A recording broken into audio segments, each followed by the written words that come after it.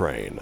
A hard-fought night in Indianapolis, but the Oregon Ducks beat Penn State in the Big Ten title game, final 45-37.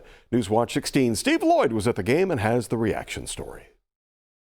At different points in the first half against Oregon, Penn State found itself down 11 points at one point and then 18, but fought their way back. In the second half, the same scenario, down 14, then 15, but Penn State getting to within a touchdown late, but a late interception by Drew Aller did in the Nittany Lions as they lose to number 1 Oregon, 45-37. Where I really kind of study it in detail. Early on, the 4 penalties were significant. 4 penalties for 15 yards. We had another penalty for 15 yards. And you can't do that against the number 1 team in the country and expect to win giving those type of yards away. Yeah, I think more it's just understanding when you're playing good teams like them and the mistakes kind of have to come to a limit, and on offense, turning the ball over twice is something you can't do in a game like that versus a team like that, and we know that, so getting that fix will be big for us, and that's what we have to do. But Coach Connor had a great message. It's just like you're writing your own script for the 2024 season. Like, what's everyone going to ask you 20, 30 years from now? I mean, yeah, you fought adversity, but how does it end?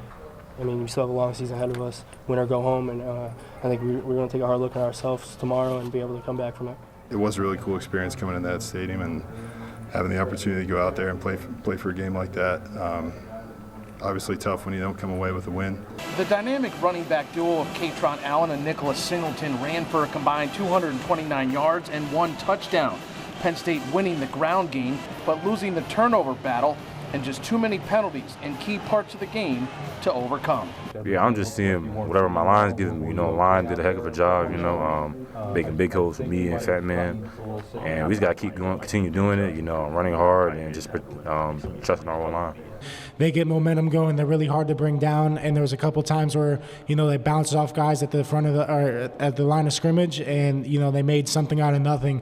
You're going to be disappointed you lose a big game like that where you had chances to win it, but like I said, understanding and being able to move on tomorrow and Monday and start getting prepared for whoever we're going to be playing next will be important. I think we'll do a great job of that. Steve Lloyd, Newswatch 16 Sports, Indianapolis, Indiana.